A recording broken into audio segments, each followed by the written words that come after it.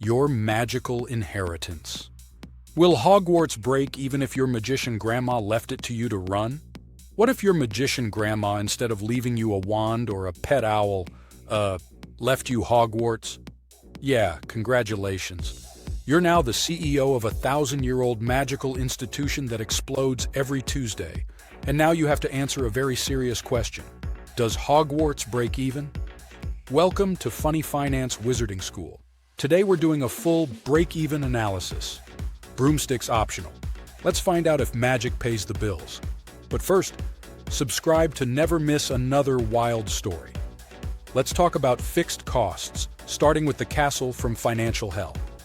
Okay, first category, fixed costs. The stuff you pay no matter how many students show up. And Hogwarts has, a lot. First up, the castle. A massive, moving, semi-sentient stone fortress. Annual maintenance? About $12 million. Because every time a staircase moves, a contractor cries. This castle eats money like a dragon eats goats. How about faculty salaries, aka wizard monopoly power? Next fixed cost, wizard faculty salaries.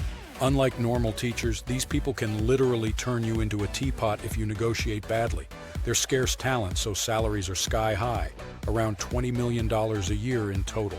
Economists call this a monopoly labor market. You'll call it a, why is payroll bigger than my house?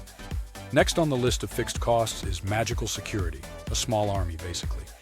Hogwarts security is not a guy named Bob with a flashlight. It's enchanted shields, protective wards, anti-dementor protocols, and staff trained in emergency magical nonsense. Annual cost? Around $5 million. Because keeping children alive in a building full of cursed objects is shockingly not cheap. Fixed cost total is already enormous. Don't forget about the admins, the committee to manage committees. Hogwarts has more committees than students. Curriculum committees, forbidden corridor committees, magical accident committees. Administration burns through another $3 million per year. This is the quiet financial killer, low drama, high cost. So your fixed cost subtotal, $40 million. Even with 0 students, you already owe $40 million. Oh boy. Now let's talk variable costs. Expenses that rise with each student. And cost per wizard in training is way higher than a normal school. These kids consume more explosive potions than calories. Average variable cost per student is about $40,000. Multiply by 300 students and prepare to budget for $12 million. Quick variable cost breakdown of that $40K per student. Potion ingredients is $15,000 per year. Because rare roots and phoenix feathers are not cheap. Creature and flying insurance another $10,000. Teenagers plus brooms equals actuarial nightmare. Food and dorms add extra $12,000. Imagine feeding hundreds of teenagers with bottomless appetites. Classroom repairs add on average $3,000 per student. Explosions add up fast. Okay, revenue time.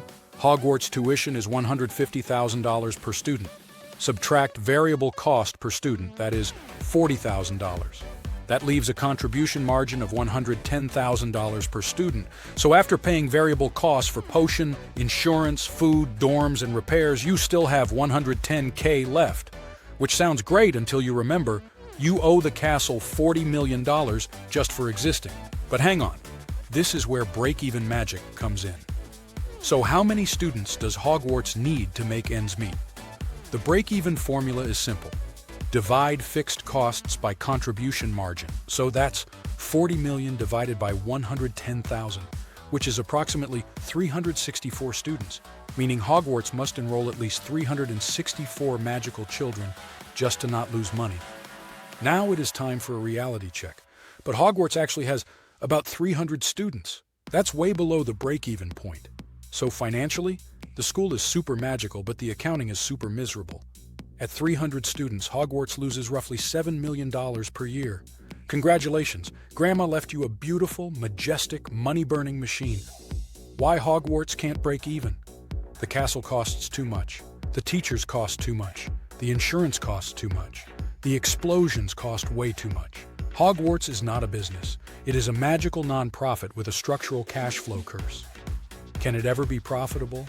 Well, you could raise tuition to $175,000, but then only billionaires and trust fund wizards could enroll. Or increase enrollment to around 380 students. Or beg the Ministry of Magic for subsidies, which, they already do.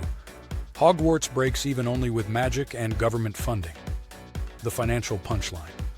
So, will your inherited wizard school make money? Absolutely not. But it will make wizards, memories, and an endless stack of repair invoices. Financially cursed, emotionally priceless. Hogwarts, a place where magic thrives and profits disappear. And that concludes today's episode of Funny Finance, Wizarding Edition. Please leave your spellbooks on the table and exit without summoning creatures. See you soon, wizards. Would you invest in a magical school with a negative 13% margin? Let me know in the comments before the ministry shuts us down. And don't forget to subscribe for more magical economics. Intense, funny finance, where numbers meet magic.